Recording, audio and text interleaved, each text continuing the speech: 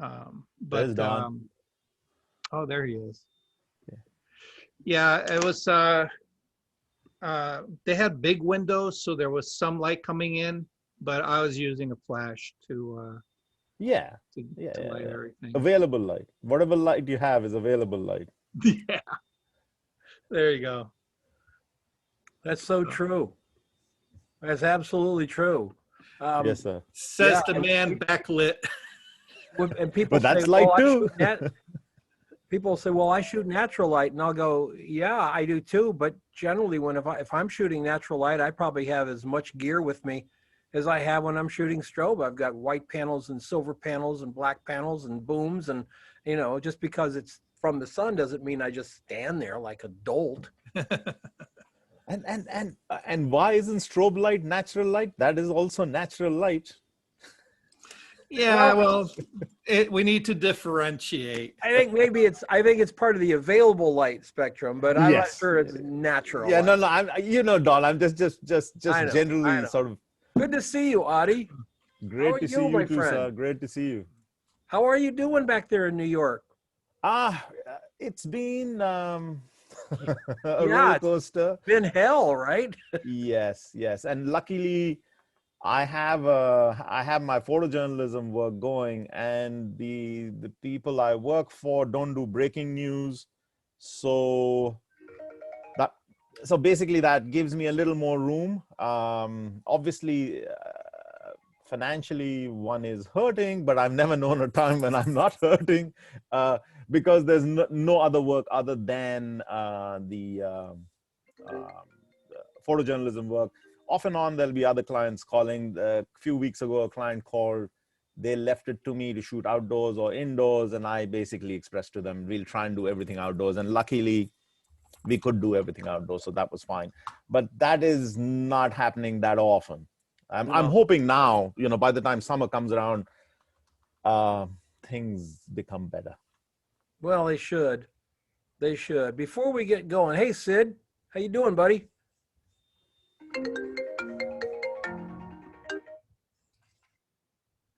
Sid, are you out there? I'm not hearing Sid. Mark, how are you doing, my friend? I'm doing good. You wanna throw something out at the group? I have to go get a light. Throw something at the group, sure. At the group, I'll be right back. What are we throwing at the group? I got a quick question for you, Doc.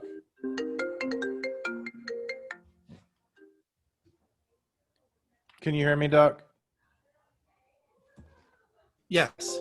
I have a quick question for you. I know you're going to be doing a more in-depth thing as far as how you organize your clients and stuff. Are you using a program or just a spreadsheet? Just a spreadsheet. I'm a big fan of Google Drive, because it allows me to access pretty much all my information that I have on there from multiple sources, whether I'm on my smartphone, my laptop at home, or my work computer here at the studio. So it's nice. I try to keep it simple for myself. And I know that's one of the things that Don likes as well. So yeah, I'm a simple guy. I'm looking forward to that. Amen. Discussion. Now we just got to set a date. If Don wants to show me a couple dates that works for him, that'd be great. Pick one now, Duck. What's good for you? We're good, pretty good next week. During the week or during the weekend? Let's do it during the week so we can get more people involved. Okay. Let me pull up my calendar real quick. Wednesdays are not good. Tuesdays are good. So if it gives you any hint there. All right. Next week, you said? Yeah. Thursday the 11th. There you go. All right. What time? What time do you normally host them? Oh, we just let's do it at. I mean, if this time works for everybody, and this works for me. Well, yeah, let's do it at if it's at noon. Sophie, is that a good time for you over there in France at noon? My noon, that'd be 2 hours earlier than now. 2 hours earlier is better because now it's 10 p.m. here. Okay, let's do it at noon, Duck, if you can. So that makes All right. 8. Yeah. So noon, you're Pacific time, correct? No, it would be 11 Pacific. Oh. I do Pacific, but I'm in Arizona. So let's do 11 Okay. Pacific. That'll be- 11 Pacific. Yep. Okay. So that will be 11, that'll be 2 o'clock for me. Yep. Eastern. All right. Very good. Very good. Going to talk. That's going to be nice. It will be recorded for those of you who are dying to send me a message like right now, like, will it be recorded? Yes, it will be. Okay. Awesome. So where did Sid go? I am right here. Hello, hello. Hey, Look at you enjoying the outside. I am. I'm a little jealous. Well, it's miserable out here. You know, you get these day after day of 70 degrees and no rain and snow and shit. It's boring. It is. It's torture. But somehow I fight through it. Mm-hmm. Endurance. Yeah, If you you won't find my ass out here in August, okay? That won't happen. It's only going to be like -8, I think they said next week here. So, Yeah, it's only snowing out right now. So. Mhm. Yeah. Well, Of course, from You what I guys saw haven't- what I saw you on the guys haven't news, terrible- Iowa's a. go ahead. Oh, I was going to say, from what I saw on the news, Iowa's a pretty good mess over there, Mike. That pile up on the freeway. Yeah, Takes me forever to finally unmute. Sorry. Yeah, it's snowy shitty over here. So enjoy your weather, Don. but was it really a pile up, or was it just an impromptu Mike Thompson banjo concert? That's the question. That's over there in the corner. It's out of reach. I see. All right. Yeah. Well, I love these little lights, but they're not very powerful. I've got this little guy out here. Oh. You can see it's just not that powerful, but it's doing something better than it was anyway. Here, I can do I this like with the it. subtle light. This is Huh? nice. What do you think? I do this with it. I carry one of these with me all the time. I've got one that's just a little bit bigger. Oh, I love it. I love it. It's a great fill light in the shade, and it's just astounding. And it's battery powered too. The thing will run 6 hours without it being plugged in. Anyway, What is it exactly? it's a see the brand of it here. It's a Raylino little 6x9, maybe 7x10. It's a little LED panel. And I've got 3 of the little ones, and I've got 3 of the bigger ones. The bigger ones are much more powerful. So Yeah, I like that it has the diffusion panel already built into it. Yep. Yeah. Nice. And if you're going to be working outside in the shade, this is a great fill. I don't know if it's your main light, but it's a really great fill. And if you're doing something really, really close up, put this behind a scrim, and you got a nice main light. So as long as you can get in tight. Well, I posted this without checking with my my cohort Sid, but I just posted this thing like we're all we're all fighting through Zoom-itis, and we're getting tired of looking at screens and stuff, and it's starting to take a toll on a lot of people, and we know it's been taking a toll on folks, but it just seems like it's gotten worse. And it probably will always be worse before it gets better. Let's hope it does get better. I really do hope it gets better really soon. It's really crazy. I've got a photographer I'm working with in France, and he is totally locked down in his city. He's not even supposed to be leaving his house. I don't know what it's like there where Sophie is. How are you guys, Sophie? You locked down that heavy? No, I'm surprised because France has only has one system of lockdown, so I don't know where he is. He's on the west coast, up he's very close to. I'm sorry, he's in Spain. I'm sorry, he's in Spain. He's very close to France. That's what it is. He's right on the French border.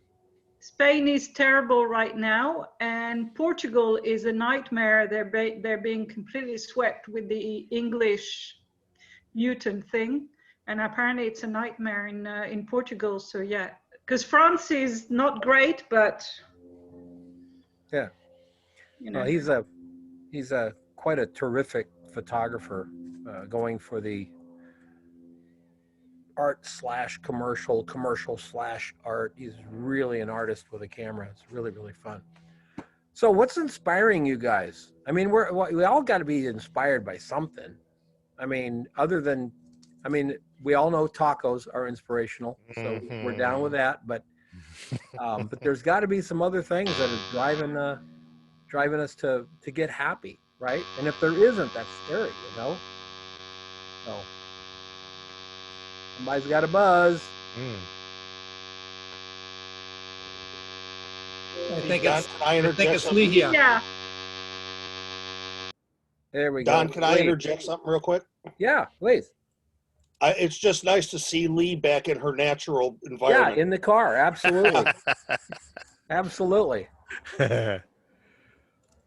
Well, I'll tell you what something that's been kind of fun for me is that we have, as I've spoken about for the last couple of weeks, we've been going through this house remodeling, and we had to take all our books down and move all our cabinets and then put them back up. And what I've been doing is I've sort of stacked a couple books, photo books, you know, and I've been flopping on the couch, just going back through some of the photo books that I've owned for, you know, decades. It was yesterday I did Ansel Adams and Ed Weston and Art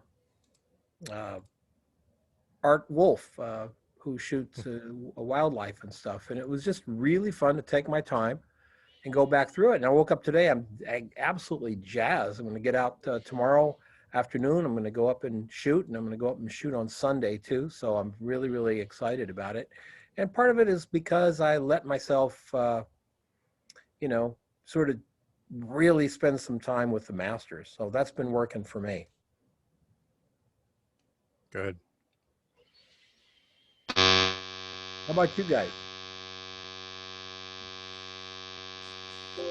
Lehia, we can't hear you. All we're getting is a buzz. No audio yet. Yeah. Nope. Oh, she's gone. What's getting you going, Sid? So this week I have a little pile of goodies here.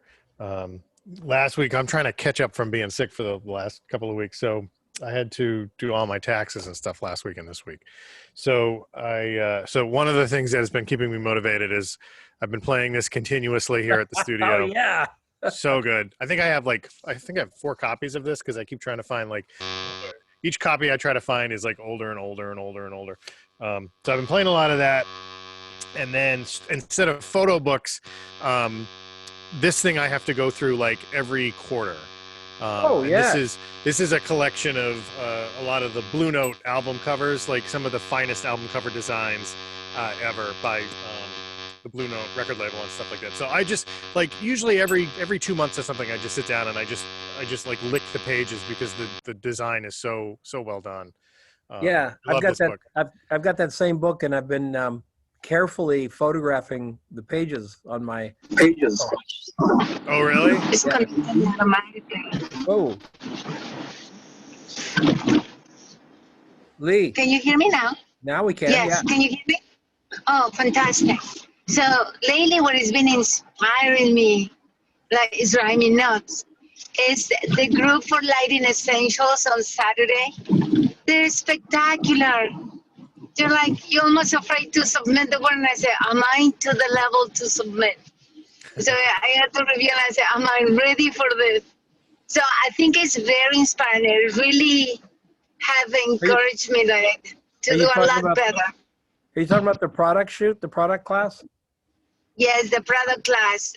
That class on Saturday, they are just beyond belief. So all of them. I mean, the level of the quality of photographs, the talent, the creativity, everything is just right to the next level. I say, I want to be in that level. So it's very inspiring, and everything I've been doing lately is just, I think, a photograph for 2 days. I study, I review, I put the picture on my head, then I go to the studio and I start playing with the lights. But at least now I know, and I say, oh, I know what I want to do. But I want to be in that level. It's just maintaining the I next think level. What would be the next level? I think one of the things that astounds me about that group is their perseverance. We've had 2.5 hour critiques, and nobody leaves early. Everybody stays for 2.5 hours. That's just amazing. That's for sure.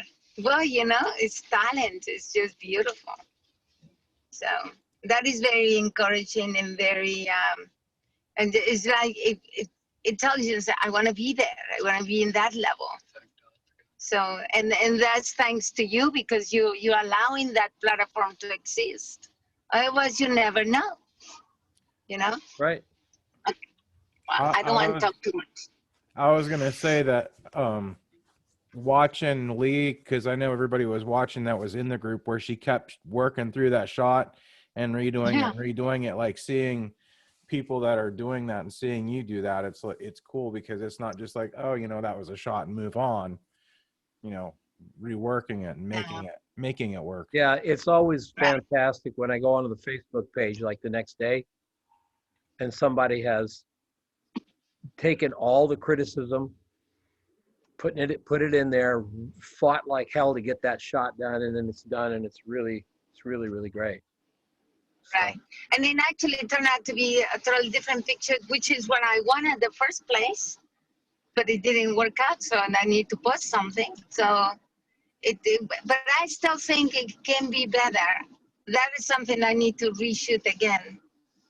But I had to kind of let it slip for a minute. It can always be better. I think the biggest challenge sometimes is trying to figure out when to say okay and walk away. Because it can always be better. Exactly. Go to put the mark. All right. I'm done. I'm not talking anymore.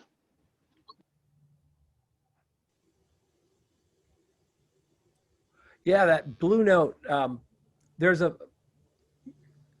can't believe I forgot his name because I assisted him in LA. The guy, that photographer who used to do all the Blue Note covers, said.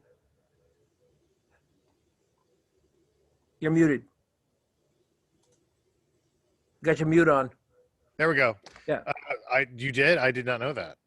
Oh yeah, oh God. He's famous for the design, and then he became a great photographer in LA. Let's see if I can. Was it Art Wolf? No, Nope. It's not Art Wolf. It's not Horace Silver. He won award after award. Yes, here it is. And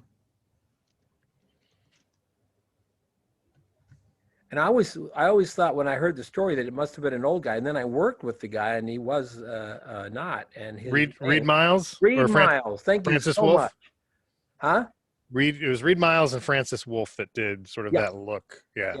Reed That's Miles incredible. was the guy, and then he ended up being in LA and doing really huge jobs. The job I worked with him on, one of the jobs I did, he had to shoot for Singapore Airlines. And in the studio, we actually built a set of 5 rows of seats that looks like an airplane. Because remember, folks, they were shooting 8x10, so they weren't going to get. There's no way you can shoot in an airplane. If you've ever tried, you can't. And we had the stewardess coming down the aisle and all the talent there. It took 3 days to shoot it. It took a week to build the set back in those days. But Reed had these great big Dynacore light. He had 10,000 watt second boxes. Okay, and they had the kind of plugs when you put them in, you had to twist them. Yep. Which always says danger. Yes. If you have to twist it in, that means that at one point it popped out. Yep. And they said, well, he had 5 of them. And when those things went off, it sounded like a gunshot. And I swear Hoover Dam went, woo, woo, woo, woo, woo. You know, I mean, it was amazing. But he shot everything on Kodachrome 25, 35 millimeter.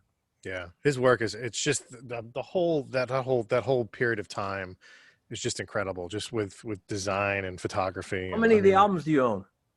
I've got I don't know. My jazz vinyl section's about this big, so I don't have a whole lot of stuff. I got a bunch of miles. 65% of what's in the book I own. Really? Yeah. Oh, yeah. That's awesome. Some of them I've never seen. If you guys get a chance to check it out, they're really great. Yeah, I dropped a link in it's just I love design, like especially album covers I love. So like I look at that. This week has just all been about design for me. Like I just needed to look at really beautiful things. So between that and then another book that I look at quite frequently is this giant Saul Bass designs book. I love his stuff. Phenomenal designer. Yeah. So good. And then the third design book that I look at quite a bit is by a more recent designer, and that's Aaron Draplin of Draplin Design Company, and he's based out of somewhere Midwest. And again, I just love the fact that he's pulling from history. You know, like if it worked 60 years ago, then he wants to make designs that will work today and will work 60 years ago and will work 60 years from now. Thick lines. I love his stuff. He's very inspired by Saul Bass. So that was I played jazz, and then I just looked at design books when I wasn't trying to account for all my tax garbage. Yep. Yes. Yep. By the way, Sid, speaking of books. Oh, did you get that? It's the new one. I couldn't find the one that you had. Oh. Is that a paperback or is that a hardcover? Hardcover. Oh, that's nice. Mm-hmm. So that's new. Yeah, he's got 2 books. You have the first one, which I couldn't find. I'll have to check. This that is out. the Elgin Park book where the guy's doing the forced perspective. Oh, that's right. The with cars, the miniatures, the cars and stuff. Yeah. Oh, yeah. Good. Isn't he good? He's so good. Yeah. He's so good.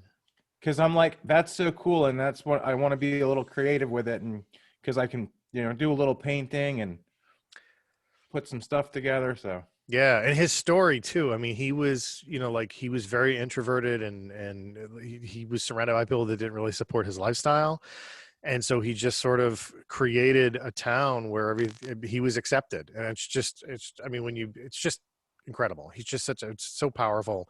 And then he physically created this little city where, it's just incredible. His work is so good. So good.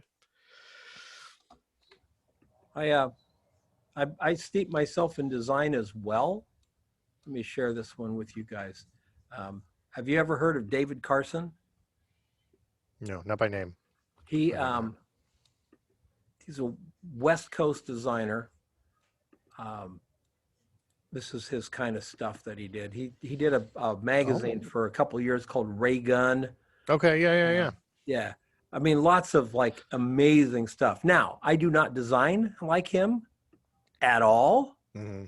I draw great inspiration from what he does, but I don't use the inspiration to create work.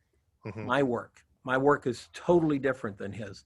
But it's so amazing to see what he did. He'll take something, photograph it on an iPhone, take the print, take the file and print it out on a black and white laser printer, then Xerox it 3 times, scribble on it with a crayon and rephotograph it. And, it's just on and on and on. It's just really, really amazing. Stuff. Yeah, there's a guy by the name of Dave Mckean. He's a British guy. He's a photographer and he's an illustrator and an artist. He primarily works in comics. And he did in the 90s or the late 80s, early 90s, he did all the covers for the Sandman comic books, which were sculptures that he would photograph, and everything was created. And he's incredible. And he's got sort of that, he's got that sort of similar thing like the Starn twins where they rip the hell out of their images and tape them and everything. He was doing a series where he would rip up paper and then tape the paper to canvas, and then he would paint on that, and then he would develop photos on this ripped up. It was great. It was like a background, but the paper had texture to it and layers, and then the image was over it. And he's crazy. I'll find a link and drop his website on there. But he's my all-time favorite. I love that guy.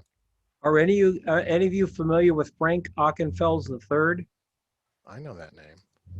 Frank is a. Before you go on, can Sure. Ben repeat the name of the designer he was just describing? Just repeat the name. Me? Yes, please. Oh, that was Dave McKean. Dave McKean. He's a British guy, and I'm actually Dave going McKean. to drop Okay. his website right in the links just now. He does a lot of album covers and stuff. Got it. Thanks. Yeah. Got it. Frank Ockenfels III. Let me bring up his images here. There we go. Yeah, no, those images are. Every time I look at that, my jaw drops, and I can just gape at those images. You know what? You know what's really amazing about it, though? Think about this, Audie. When I look at his work, I see a guy who is unfettered by anything anybody would say to him. Mm-hmm. He doesn't care. He is excited and just knocked out by creating work. And collages don't bother him. He'll rip stuff up and paste it together, and it's phenomenal. Mm-hmm. But he's also a commercial photographer. He also did all the work for Mad Men and Breaking Bad and all that stuff. That's all Frank. So once again, you can do this really creative stuff. And if you get this, I have this book. It's one of those books you get by a photographer and you say, well, yeah, I guess there's some photography in there, but there's a lot of chalk and everything else. It's pretty amazing, really amazing. Recommend it to everybody. Or if you don't want to buy it and be disappointed, hit up the local library and check it out there. And thanks for that, David McKean. That's great. Who else is being inspired lately by something, either another photographer or something you're reading or what have you, or the banjo maybe? Anything with strings? Mike is out playing the guitar, playing the banjo. Mike, I'm waiting for you. I'm waiting for you. Lately. Mike is very, for those who don't know, Mike is very into old processes, platinum prints and palladium prints and the whole bit. And he bought a banjo. No, this is a Gretsch. This is a 6 Well, string. of course that's a Gretsch. No, it's like, I thought it was a banjo. Yes. I figured it was either a banjo or a flute. I couldn't tell. No, the banjo hasn't got much playing lately. It's been all 6 strings. Yeah, So. pretty soon he's going to hear somebody play the harp, and the boy's going to go out and buy himself a harp. I can just see him like, No. At least these are the only 2 instruments I've actually wanted to play since I was a kid, and now that I'm old enough, can afford them. And that's the key. Play what you like. Yep. So, absolutely.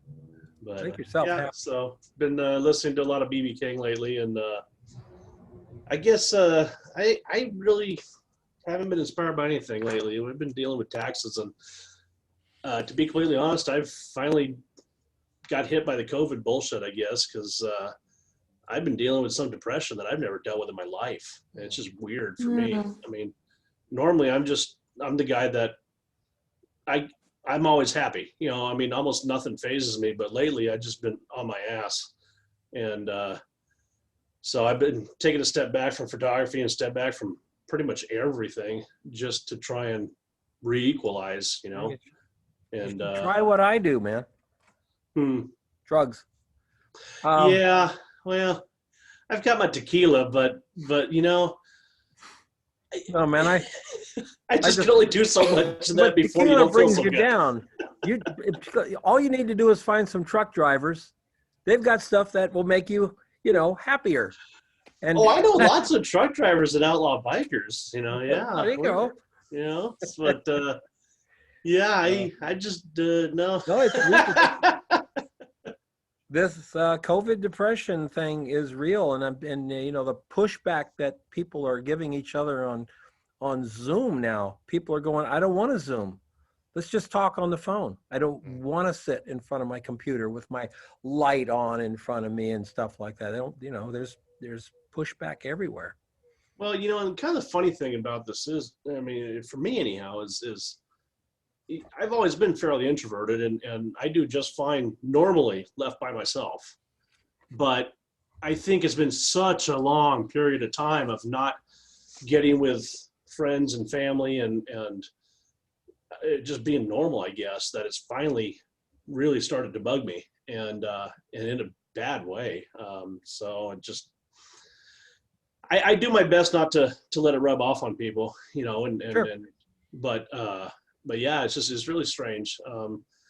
So, I mean, I've actually got a set downstairs of my last plate, and I have not touched the set to the degree that the plant has died and rebloomed.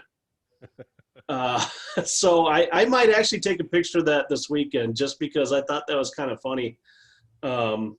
Maybe it's telling me something. I don't know. Well, here's the reality. When we all got locked down at the beginning, us in the northern hemisphere here, we got locked down. We were going into winter. I mean, coming out of winter, going into spring and summer.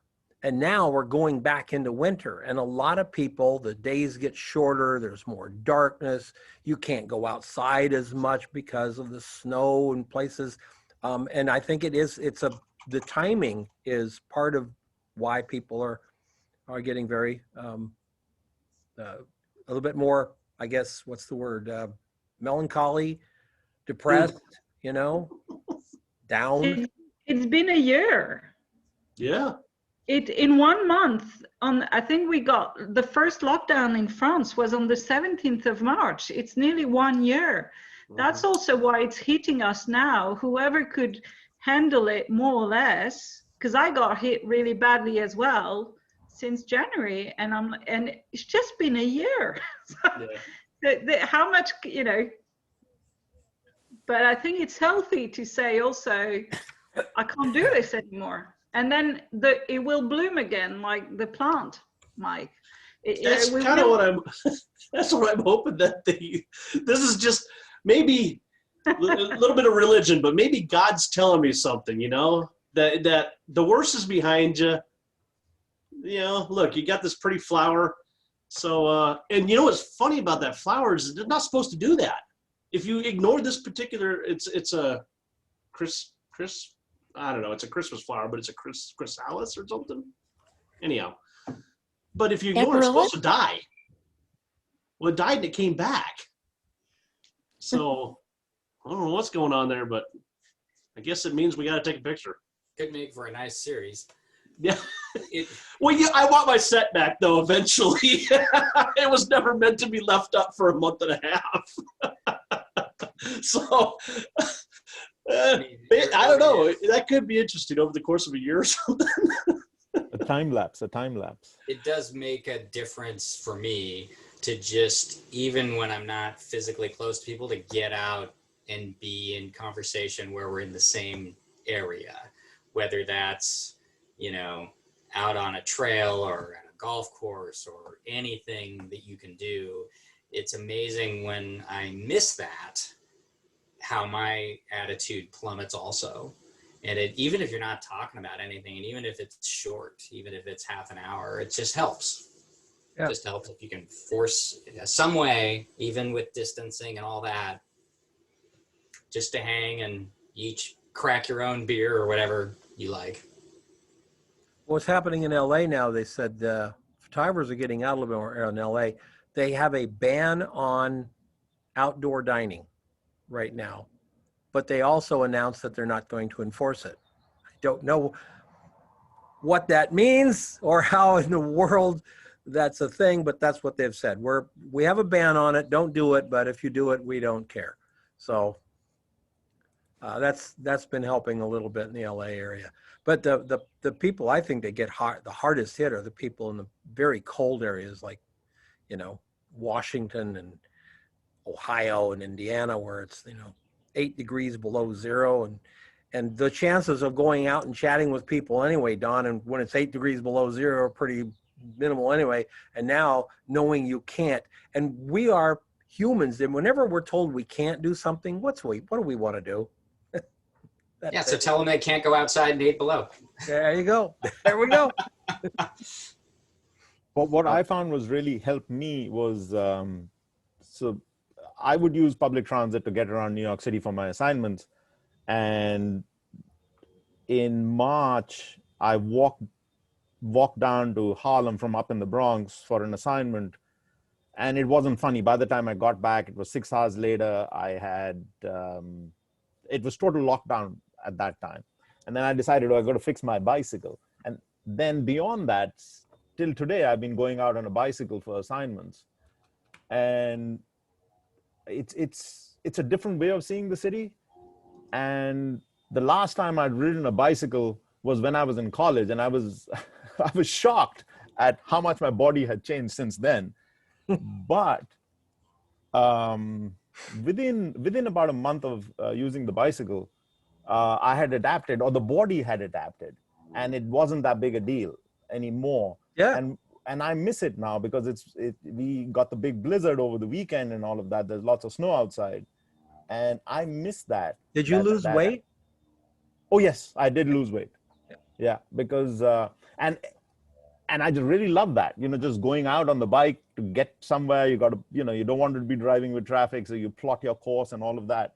But just the physical exercise and just being able to see the city from the bike rather than being enclosed in something, it's a whole other experience. And the people you meet on the way also. Yeah. So as a motorcycle rider, Adi, I understand the not being enclosed.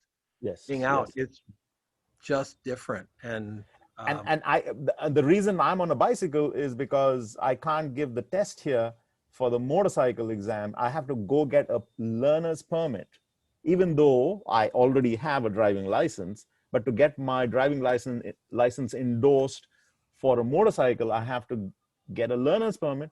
They're going to give you a permit to get on a motorcycle you don't know how to ride. I'm not sure that really is a good play. Do you know how to ride a motorcycle? Oh yeah. I rode a bike in India for eons. So yeah, Royal Enfield. Bike. Royal Enfield. It was slightly smaller, but no, yes, I've ridden a Royal Enfield too. But the thing with the Royal Enfield, you had to be careful. It was flipped. The brake and it was flipped. So. Well, the gears. They brought them here to the States, right? Yes. They sell they're 650 great here. bikes. They are great bikes. Are they good at accelerating out of trouble? Oh, they're the guys who are riding them and doing the reviews are just raving about them. Okay. I mean, it's a hell of a bike for $6,000 new. Yes, for $6,000. Yeah, it's a hell of a bike. So maybe in the summer I get myself a bike or something. But once I manage to, because there's a big waiting queue for giving that exam. So I don't know when that will happen. So you're shooting for the newspaper? It's the Village newspaper? No, so it's a news organization called City Limits, and they've been around for 45 years, and it came into being when New York City was going through a downturn during the Ford administration, when the city was going bankrupt and stuff. Oh, okay, so a few people got together, and basically they created this organization at that time to hold policymakers to account. And then it basically deals with civic issues and policy. So it's all to do with education, criminal justice, transportation, you name it, housing, but it's all civic issues. You started shooting for them when you were with Project 52, right? Oh, I think before Project 52, I've always shot for them in a local paper. So, but yeah, I've been with them for a while. Has anybody tried shooting any other types of cameras? Sid, you getting the film camera out for outside? Anybody trying film or grabbing the point and shoot or doing more on the iPhone than you normally do? What? Anybody? I'm going to just share something as a background, and I don't want to hog time, but I've been using something called a Raspberry Pi, which uses a cell phone module. And what is it? What is it, Eddie? A Raspberry Pi. I can put that up. But let me quickly see if I can choose virtual background. So this was shot with that. It's a time lapse out of our living room window. Uh-huh. Oh, wow. And so this is something that lives outside the living room window all the time. And I'm amazed at how different things look as the light changes.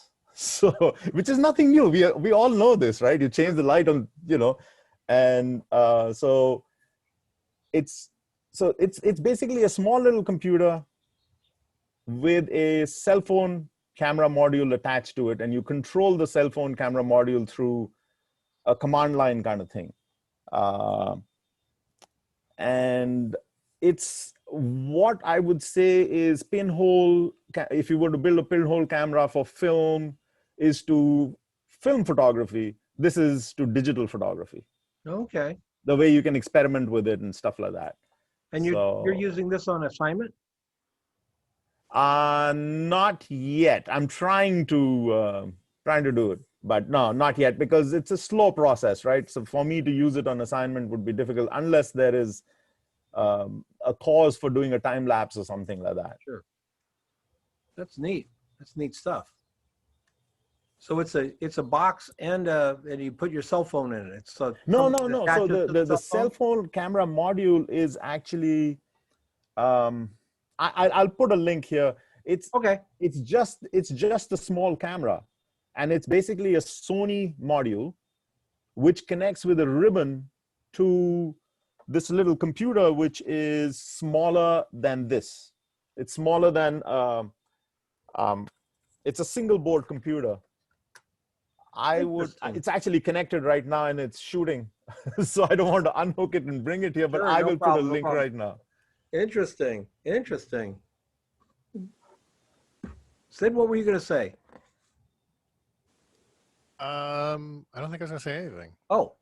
No. Have you taken the film camera out or doing anything with all the snow and stuff? No, I'm not. It's winters. I get hibernating, and I can't get outside. We're gonna go out for a ride tomorrow, just because we haven't been out at all. So I'm gonna grab I keep a little Fuji X100 in my day bag.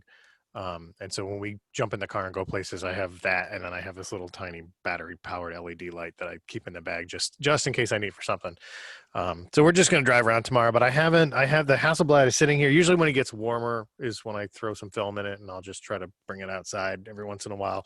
My studio, the back end of my studio, we've got it's like a 400-acre nature park that's abuts the building that I'm in. So usually in the summers, my wife will get out of work a little bit early, and then we walk a course when she gets out, and it takes about 50 minutes to do sort of a big circle that brings from one end to the other. So I'll usually bring the camera with that, and I just it's more to just sort of carry around in case I shoot anything. But I haven't. Winters are terrible. Winters are taxes and colds. You just gave me an idea for an ongoing part of the photo talk. Is that we should share our everyday carry. Yeah. Oh yeah. What's in your bag, so to speak? Not just cameras, but what do you go out the door with? Yeah. Next week. Yeah, let's do it. Let's do it. Everybody put your kits together next week. Show off. Show and tell. Not anything. We're not saying, okay, what do you take when you go on a photo shoot? I'm just saying when you walk out of the house, what do you take? I always have a camera with me. Yeah. Always have a camera with me. But also there's other things I take, bazooka launcher, bulletproof vest, stack of masks. And yeah, that's right. Gas mask. Yeah, that's a good one. All right. Yeah. So, well, my change has been having started food photography with you 3 months ago. Because before that, I was doing landscapes, and I had spent 2019 learning how to do Milky Ways photography Oh. and how to use photo pills to predict Milky Way, predict eclipses, where they will be relative to any particular location. That's I planned a trip and went to Cannon Beach, Oregon, and sat out on the beach at Cannon Beach outside of my hotel with just, you know, at low tide. So I had to plan the low tide when the Milky Way was visible with the new moon. I had to coordinate all of that together to pick my time to go. And so when COVID hit, it was, you know, I was afraid to get in my car and go any farther than a bathroom, you know, because just to take care of myself. So I ran across, I've always watched a lot of YouTube. So the guy who does art of photography on YouTube, I can't remember his name now. Ted Forbes. Yes, Ted Forbes started talking about Joseph, what's his name? Joseph Sudek. Oh, So, Joseph Sudek. Joseph Sudek. He started talking about Joseph Sudek. And so I started, you know, looking at what he had done. And so he was doing window photography. And then one thing led to another. Of course. I found you guys. So of course. It's been a good journey. Denise, before you actually booked that flight to Cannon Beach, okay, you're going to fly into Portland. You're going to drive down the river, which is beautiful, beautiful drive. Oh, yeah. I want a show of hands. Has anyone ever been to Cannon Beach? Anyone here ever been to Cannon Beach? I have been there 4 times, Denise. It's beautiful. It and is. I went to And Bandon. it's foggy 90% of the time. Yeah. So be aware that all the planning in the world can lead to a very frustrating time on the beach where you can't even see the rocks. Yeah.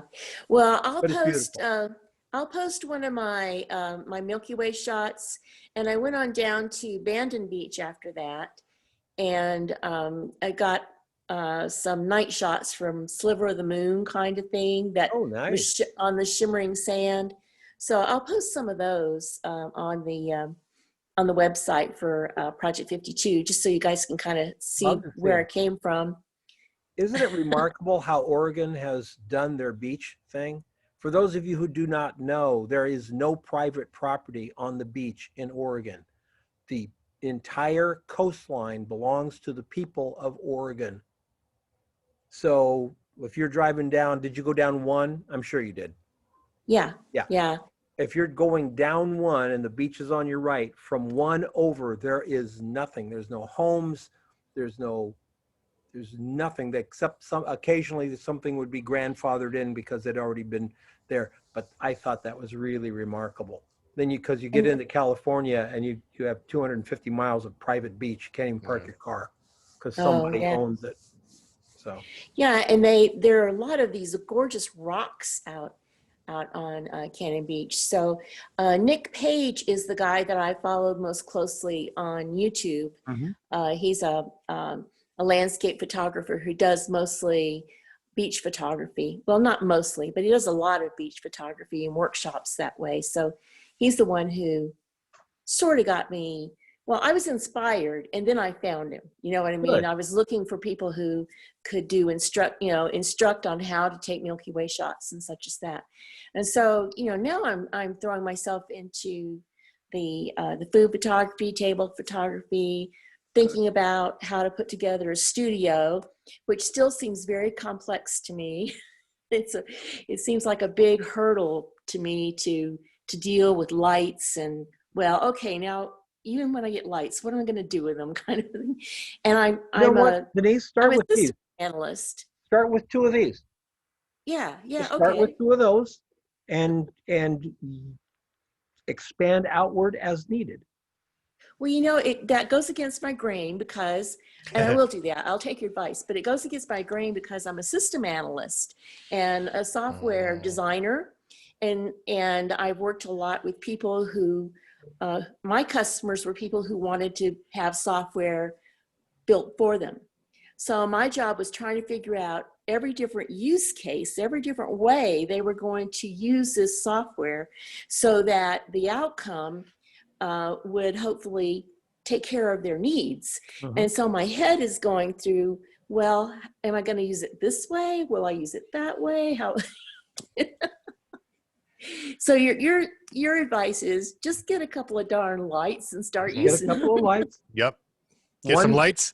Go down to the Michael's and get some foam core, and then get a bunch of tin foil and cover one side of the foam core with tin foil. Yep. Yeah. And play and play and play and play.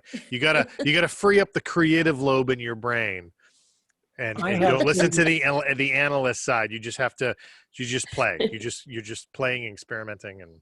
I have seen YouTube videos of photographers, and Sid knows, you guys probably know even the names, and they'll be doing the simplest things, and they're surrounded with lights everywhere and giant bronze color strobes and stuff. And you start thinking, wow, that's a lot.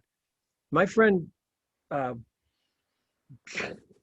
Ken Howie, shoots amazing stuff, motorcycles, guitars for Fender guitars, all the high-end advertising stuff. And all he does is bounce strobes into white foam core. He doesn't even own a softbox or a halo box or an octabox.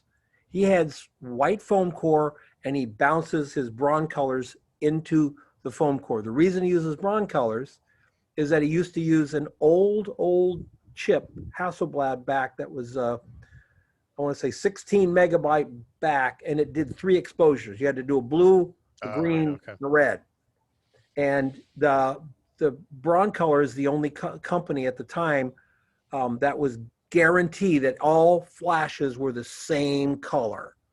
Pro Photo's close, but when you're doing the kind of work that he does, close isn't the cigar. Because when he's shooting the motorcycle, he's not doing one picture. He's got this little bitty Hasselblad back on the back of his camera. He's doing 20 pictures across and 6 pictures down. So they all have to match. Yeah. And I've always liked his work, but he's shared space. He took the studio across from me. And when I realized he was doing all that work with bounced foam core, and I had I had that sort of instant calculation of how much money I'd spend on all this crap that I have back there, 4x6 softbox and a 3x5 softbox, and I'm like, oh, I could have really saved some serious money. VK Rees is a photographer who shoots food in New York and lifestyle. She used Windows, foam core, and a speed light for like 10 years. She just bounced that speed light in the foam core for just a little back, and she's amazing. You'd love her work. Reeves was the last name? Rees, VK Rees, R-E-E-S. Hey, Denise, do you know Nightscape Images on YouTube? It's Richard Toddy. Have you watched his channel? I've watched some of it, Yeah, he's got really good videos on doing the Nightscape Milky Way and then light painting the scene and stuff like that. When I started college, I was going to be an astronomer. Oh, my. But I could not. And to this day, I cannot wrap my head around the numbers. Oh, yeah. It's just, I have just one more kind of background story, and then I won't tell any more stories. But when I was in undergraduate school, my degree was in math, and my minor was in computer science. And I had one elective to take.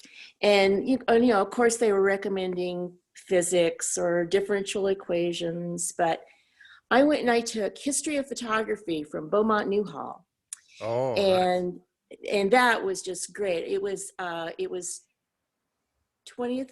19th century. So it was from the beginning of photography up until about 1910. It went through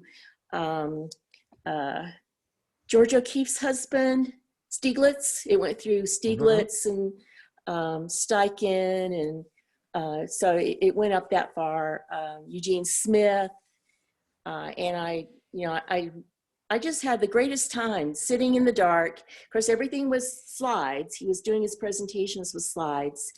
and you know, he wrote one of the books on the history of photography. Mhm. Oh, And he and his wife, they were the history of photography. yeah. And so I just totally enjoyed that. And then after I finished school, I took a history of women's photography, and that was very interesting too. But you know, I started looking at this a long time ago. So some of those people are still inspirational to me. And I met Imogen Cunningham, got to shake her hand about 30 oh, years ago. wow. Yeah, at a show. Oh, yes. It was like, that was pretty magical. Mhm. That was great. Yeah. And then very big influence. All those people were big influence when I first started out. Yeah. Weston and those. F64 group. Oh, yeah. I want to check in with Anna. Anna, Yeah. how are you? How are you doing? Hello, sorry, I dropped out of the conversation a minute ago. Didn't mean to. Had to go make a cake though. So what can you do? You had to go make a Wow. cake? You made a cake? Yeah. Well, it's Friday. We can't have totally a Friday understand without that priority. cake. Friday's cake day. Priorities here. Absolutely. How you guys doing? Well, we're all doing pretty good. Anna is in Porto, Portugal, and created a was becoming quite popular photo conference, and we're hoping that we can get back to that someday, Anna. Perhaps 2022. We'll see how it goes. We've got a few things in the making before then. I think some of the ladies might have told you, but we put together an virtual online exhibition. Yeah, I've seen it and Googled it out to people. Oh, bless you. Thank you. So we're busy promoting that. I did an interview this week with the Candid Frame, so that was quite cool. So that'll be published sometime very soon. And in the meantime, we're in lockdown, so I'm back to shooting still lives. So I'm just trying to renovate my portfolio, build up my still life gallery again. I have a collection of images from the last lockdown that I put together and created a book, and then I put words to it, which is fatal. Who knew a photographer could put words to photos? That's not a good idea. And then I made the silly mistake of putting it to an editor friend, and I was hoping that my friend would tell me it was rubbish and that really I shouldn't bother anymore. I should just print it on blurb for myself. Sadly, my friend turned out not to be a friend, and they told me it was quite good. And that means that it could be a book, which means another 2 years of work. So yeah. And they told me to go away and really think about it because of the quantity of work going on with it. So you know, I feel at least I can forgive my friend for letting me have a get out of jail clause with it. That's fantastic. Come on. Cool. Yeah. That's just great. It is. And remember, you have really does take 2 years to do a book these days, because you got to do the book, and you need at least a year to 8 months minimum to start your the pre-advertising, I guess, for it. People are doing trailers for their book, video trailers. It takes that long before that book comes out, because with that first day that the book is out on Amazon, for instance, that can be so powerful. If I understand, if you sell 2,000 books the first day on Amazon, you are, and forever will be, an Amazon bestseller. And that just brings you a lot more stuff to you. So when you get ready to do the book, what we want to do is to start getting your materials out there. So we have a giant book launch party and sell thousands of books to people on the launch date. Yeah, I still that scares the crap out of me. But so I'm not thinking that far ahead. I basically, what I did was last lockdown, I created what I thought was renovation of a portfolio. So I created a series of images of 28 images because it was easy to do. You do one a week, pretty much like P52. You do one a week or whenever you can. And before you know it, you've got a body of work, which is obviously the point to P52 and obviously your personal projects. If Don hasn't already told you all, get on it. So personal project that was during lockdown was basically collecting items that I could collect, i.e. flowers or things locally to my lockdown. And so I think the worst thing that happened for me was the fact that the first one out of the gate was really amazing image. And the problem with that is it's like a high that you keep trying to chase, because the minute you've got one image, the rest of that body of work really has to match the standard of that one image. And that drives you insane. It's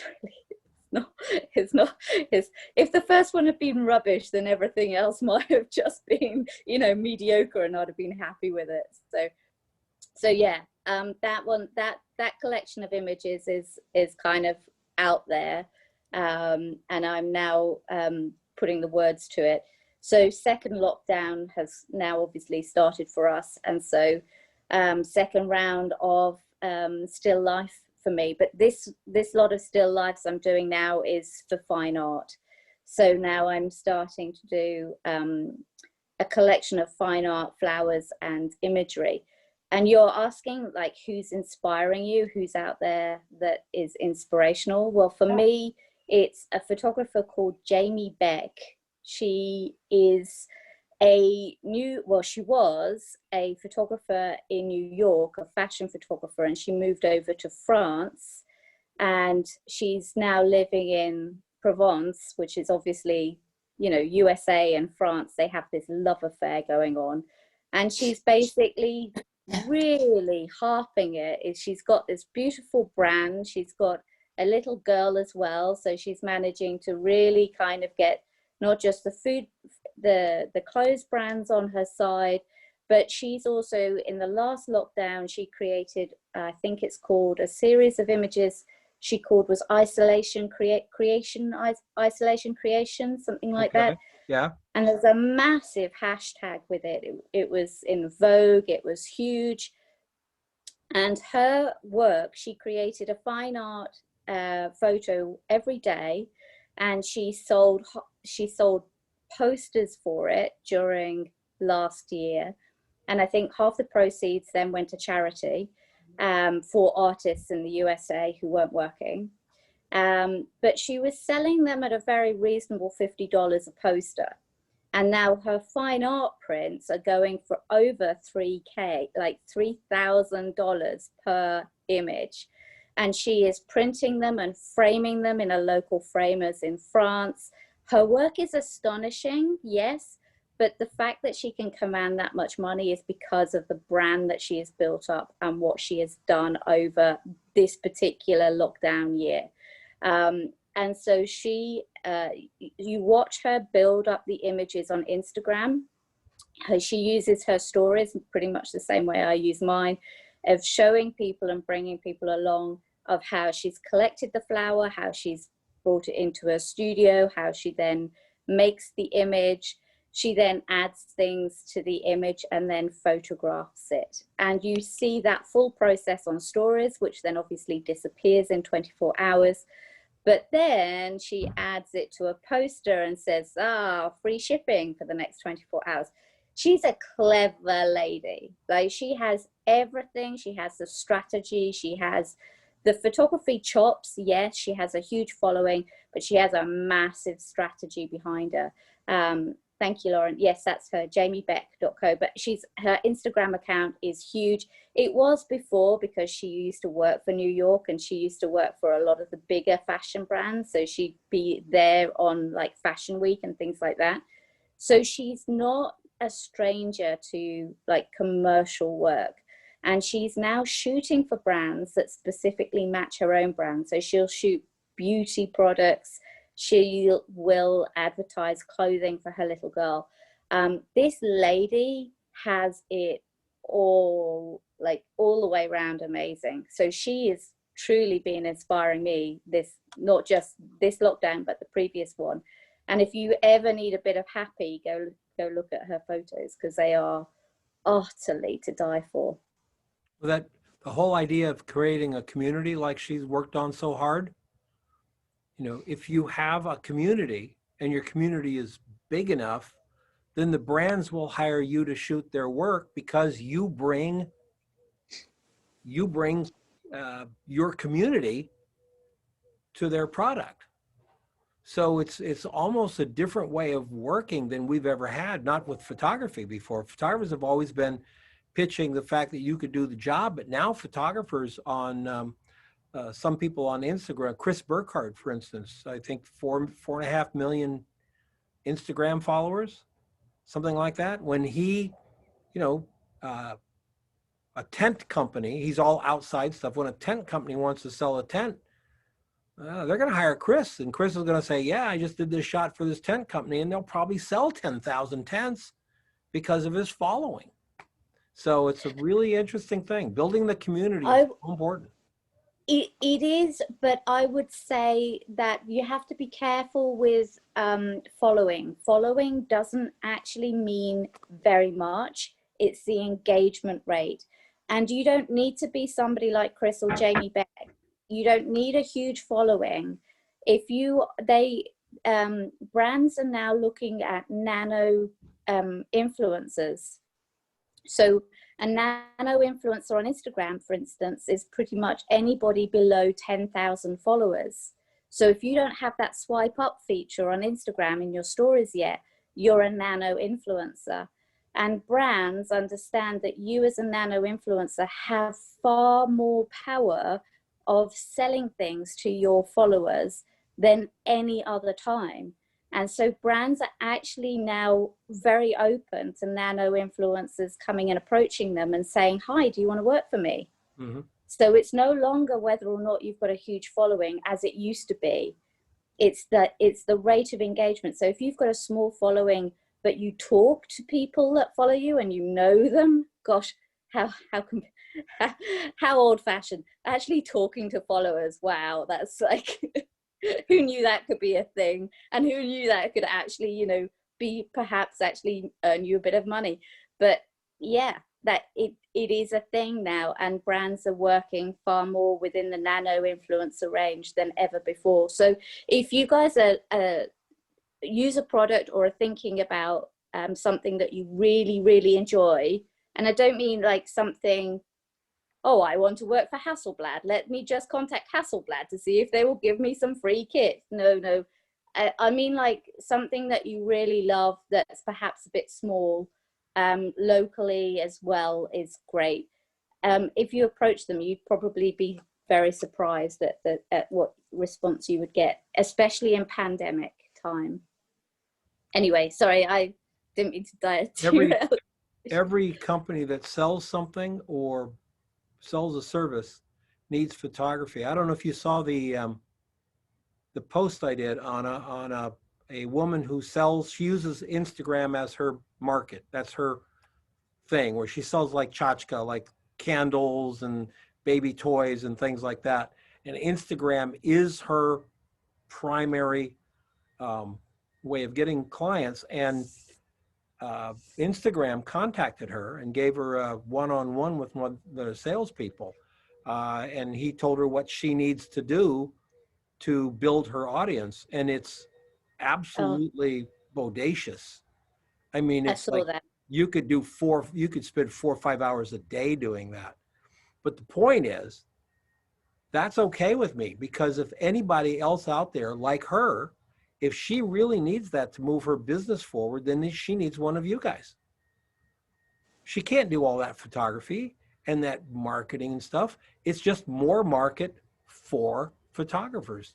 And the thing is to get that, and then the wonderful talk that Elizabeth gave on the value of photography, the science of why a good photograph will actually sell more product, like 30 to 80% more product than a bad photograph or no photograph. You combine all this stuff and we end up having a pretty good argument to present to clients of why they need us. What they don't need to do is continue spending money on traditional advertising like television and radio. Was it James Altucher was saying? A company dropped all their radio spots and picked out like 70 podcasters. And Anna, like you were saying, some of these podcasters only had like 800 people following. They cut their ad buy by 70%, and they increased their exposure by almost as much by getting out of radio, AM, traditional AM radio, and going right directly to podcasts. Even small, 800 follower podcasts. So, this whole business of marketing is changing so drastically right before our eyes. One of the things I am noticing a lot within the Instagram community, because as you pointed out, if you want to grow your following, it is now, it's almost like you're damaging yourself to try and bend over getting the quantity of content that program needs. And that platform particularly is very thirsty. You need to keep feeding it stuff. But I am seeing more and more collectives, more and more groups of photographers, especially photographers that are in the same genre but not necessarily situated in the same place. And I'm seeing collectives of food photographers join up together, launching an Instagram account and pitching that account to brands, because they'll have 7 or 8 people in that collective, and each of those photographers feed that one account, i.e. they're pushing up the followers, and they're each getting a slice of the pie because they're able to service the clients that they're getting everywhere around the world. And I think that's quite a clever and strategic move that's going on, particularly with food photographers right now, because a lot of them are getting the work for blogging and obviously recipe creation. And those things alone take up a lot of time, let alone feed your social media channels. Mm-hmm. So by joining up with 5 others that are feeding it, I find that this trend is very, very clever right now. So I don't know if that's useful to anybody who's it's part of the agency I'm starting. All the Project 52 people will be in the agency, are eligible to be in the agency. It's part of the model for the agency. We are going to look for people who need account servicing rather than hero shots. So we're okay with hero shots. They need a shot of a beer for an ad. We're good with that. But what we're looking for are brands who want to sign a photographer on to multi-months of producing content rather than just one-offs. And we have the agency, the Project 52, we have people all over the world. We even have somebody in Porto. My God, how cool is that? We have people everywhere that can do this stuff. And the idea is by combining those resources and then and combining the power of all those creators, we will have a kind of a powerhouse little place. One thing we are going to do is we're going to take a little bit of a taste from Unsplash, and all the photographers will be uploading 1 or 2 free pictures so people can come and get a taste for what's going on. But the thing that's different than Unsplash is this isn't images, this isn't a free pot of images, etc., just submitted by anybody. These are all professional photographers putting a couple images up there every month until we have enough people coming in. They're going to love Mark's beer shot.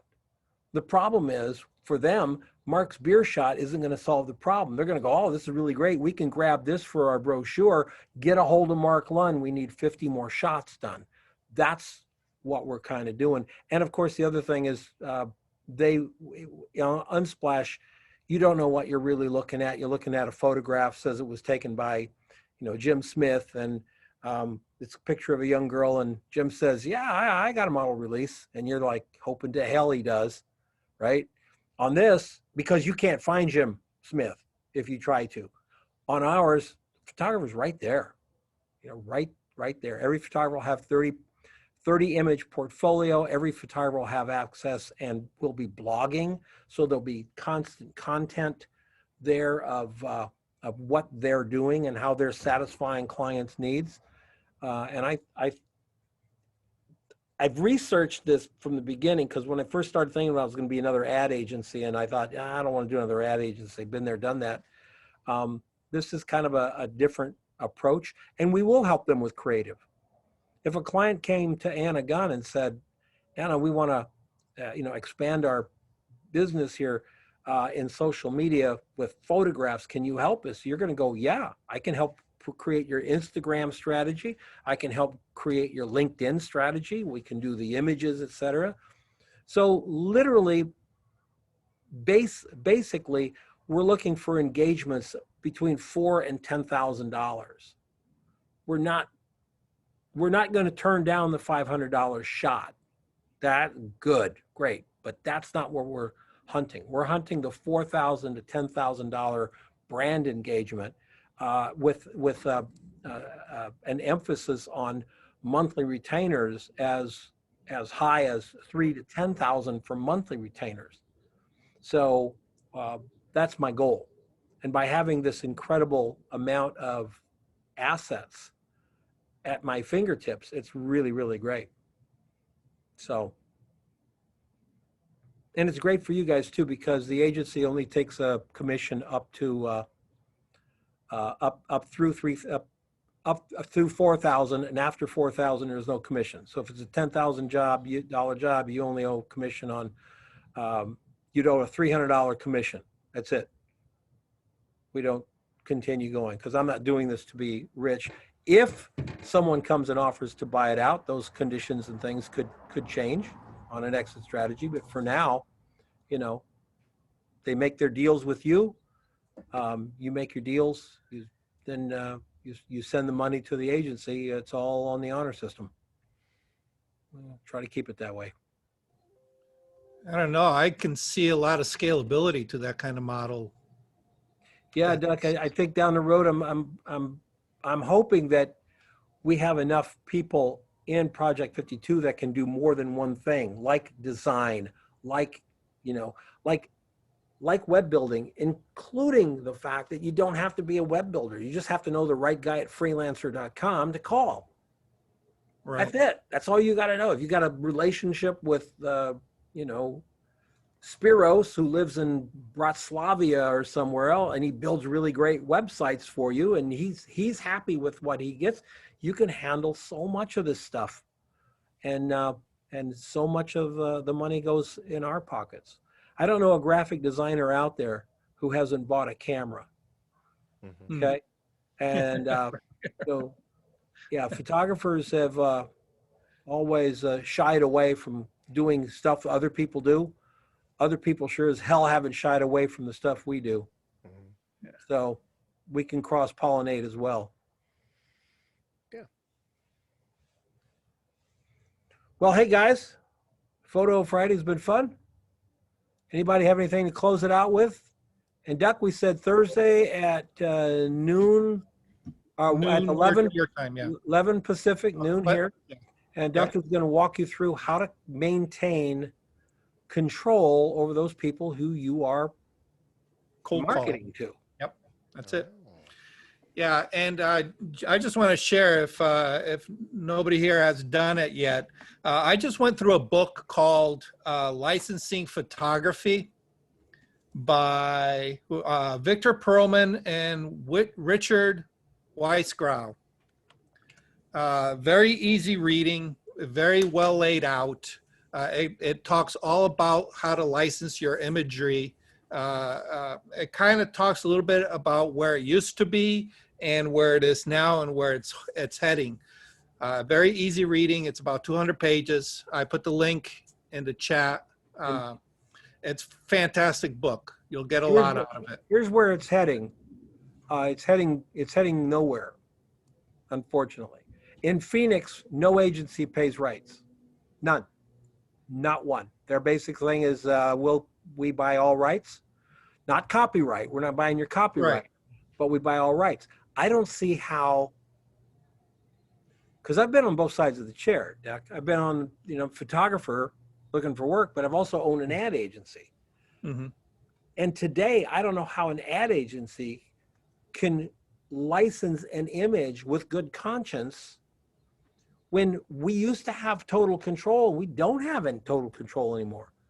It's like somebody on Facebook sees that ad and sends it out to all their friends, and their friends send it out to half of their friends and everything. And then the agency gets hit with a bill from the photographer for, 12,000 impressions that they had no control over. It's Well, a yeah, but the accounting book, nightmare yeah. for the agencies. Yeah, the book covers all that and where it's going and how to price your imagery nowadays. Good. Yeah, Very I know interesting Richard. read. Richard's been to ASMP for Yeah. a long, long time. Yeah, I know Richard real well. But yeah, things are changing, and the brands, the smaller and medium brands, are just shying away from it totally. They just don't want it. They want library shoot. Thank you very much. Here's your money, and move on. It's all changing really, really rapidly. I would recommend you get the book and read it, because if anybody knows all the ins and outs, it's Richard. He knows exactly what he's talking about, for sure. So, and my friend Doug Adams, he got through COVID. So far, he's gotten through COVID with his stock. His stock was selling so well. He did really well during COVID. And he didn't have a single shoot for, I think, 5 months, and he still had an income coming in from stock. So license fees, etc. Hey, Don, I don't know. I don't know if you guys want to do it next week or not. It's Don Dobbin was asking. I'm sorry, Dobkin was asking about when we bring photos in. He was asking if we do constructive criticism.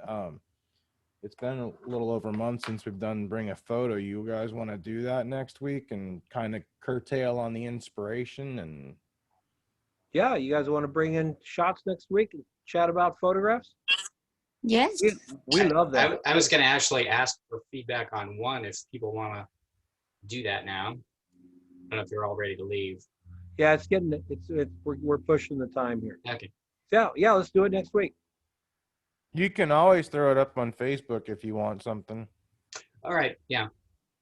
I have one that I'm sort of happier with, but not sure. Well, always, when looking for a critique, what inspires me to critique something is when someone tells me what they wanted the picture to do, what the motivation was of the photograph, and where they think they either succeeded or failed or both. Because if I don't know why you were taking the photograph, I don't have a, because saying, well, it's sharp and got great color, and that's Sure. like saying, well, it's got a good beat and I can dance to it. Nothing to do with reality. So yeah, let us know what you wanted to do, and then what I can tell you is whether you were successful with me, or what I think Right. everything would be with it. Yeah. Yeah, and I get that it's always a very personal thing, but if you're trying to get an emotional response or something, and you describe, as you said, what you were hoping to do, Mhm. and you throw it out there, and with people who you think are a representative audience, then you get feedback. And what I have personally been surprised before, which of my images are not really landing with people, and others that land consistently. And it's good to know. It's helpful for me to just know what my audiences are thinking. And I will tell this quick story as we leave here on how incredibly difficult that is. Last Friday, I uploaded 4 pictures to Unsplash. Lauren, you've seen these pictures, right? Mark's laughing already, right? I put up 4 pictures. 3 were very attractive pictures. A cactus shot that I thought was really nice. And the 4th was one that I thought, well, maybe somebody could use this for a background. It is the side of a Safeway store with a crack going down the plaster and some water damage. That's what it is a picture of, ladies and gentlemen. The side of a supermarket store. Which one is at 70,000 views now? The cactus? The supermarket. That jumped up to supermarket. 70 already? Yeah. That was just at 10 the other day, right? It was at 10 it got to 10 in the first day, then up to about 35. And then wow. My daughter said, well, the Safeway shots at 70. I'm like, oh God. So when someone says, I know what people want to see, I'm going to say, no, you don't. You don't have a clue. All right, everyone. Take care. We'll look at pictures next time. And if you've got your EDC, bring it along. We'll talk about everyday carry and see what goes with that. Duck, we'll see you on Thursday, my friend. Take care, everyone. Thank Have a you. good week. Have a good one. Have a great week.